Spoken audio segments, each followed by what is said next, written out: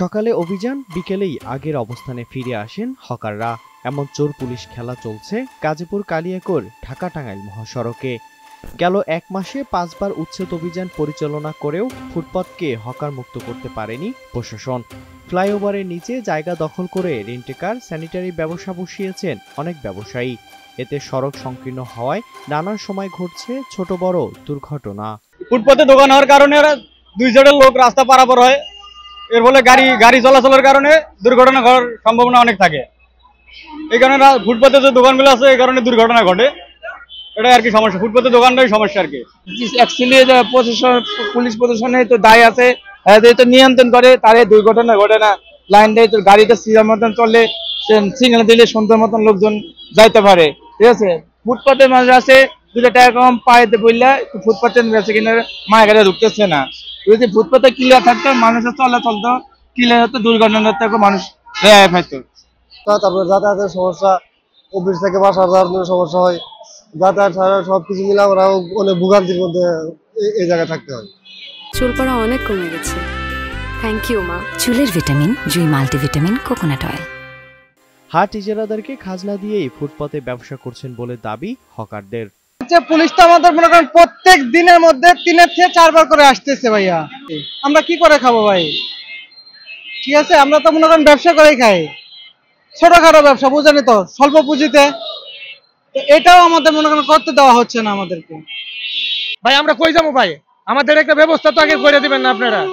তখন আমাদের ব্যবস্থা করে না দিয়েছে এরা, আমাদের খালি উঠায় দেয়, তাহলে আমরা কি করে খাবো ভাই? আমরা তো এটা ছাড়া কিছু জানিও না যে এটা ছাড়া যে করে খাবো। এদিকে ফুটপাত দখল করে বসা হকারদের কারণে বড় ধরনের লোকসানের আশঙ্কায় রয়েছেন মার্কেটের ভিতরের ব্যবসায়ীরা। ওর জন্য আমাকে বিশাল ক্ষতি হবে, ঠিক আছে। ওরা একটার মাল আমাকে 3টার মাল ওরা একটা চালা, ঠিক আছে। ওর জন্য আমাদের খুবই সমস্যা হয়, কারণ এই ফুট পুলিশে উঠাই দিয়ে যায়, আবার বয়ে পড়ে। এটা তো কোনো কিছু বুঝলাম না। এখন মনে করেন আগে 2 লাখ টাকা সেল হয় নিয়ে যাবো, তাহলে কি ব্যবসা করবো কোন?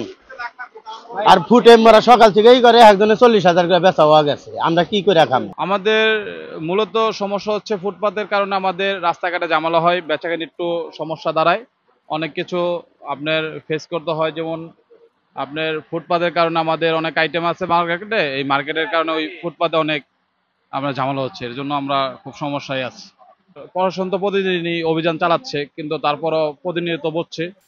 অপরদিকে ফুটপাত দখলমুক্ত ও যানজট নিরসনে আইনশৃঙ্খলা বাহিনীর সদস্যরা কাজ করছেন বলে জানান এই কর্মকর্তা। মহাসড়ক সেটা আমরা সম্পূর্ণভাবে দখলমুক্ত রাখার জন্য সার্বিকভাবে আমাদের চেষ্টা অব্যাহত আছে। আমরা মাঝে মাঝে আমাদের টিম সহ আমরা এই শফিপুর সহ মহাসড়কের যে সমস্ত জায়গায় অবৈধ স্থাপনা, হাটবাজার আছে, দোকানপাট আছে, এগুলি আমরা উচ্ছেদ করছি এবং সেটা অব্যাহত আছে। আমরা তাদের বিরুদ্ধে বিভিন্ন ধরনের সড়ক পরিবহন আইন অনুযায়ী যে ব্যবস্থাগুলি নেওয়া দরকার আমরা নিচ্ছি। এখানে যারা হাটবাজার এইসব বসায় তাদের বিরুদ্ধে আমরা ব্যবস্থা নেওয়ার জন্য আমরা তালিকা করছি এবং কোনোভাবেই যেন মহাসড়কে এই ধরনের অবৈধ দোকানপাট না থাকে সে ব্যাপারে আমাদের আইনগত যে সমস্ত ব্যবস্থা নেওয়া দরকার সেগুলো আমরা নিচ্ছি এবং আগামীতে আরো জোরদার করব। স্বাভাবিক সময়ে এই মহাসড়কে উত্তরবঙ্গ সহ 24 জেলার 10 থেকে 15 হাজার যানবাহন চলাচল করে, তবে ঈদ যাত্রায় তা বেড়ে যায় দ্বিগুণ।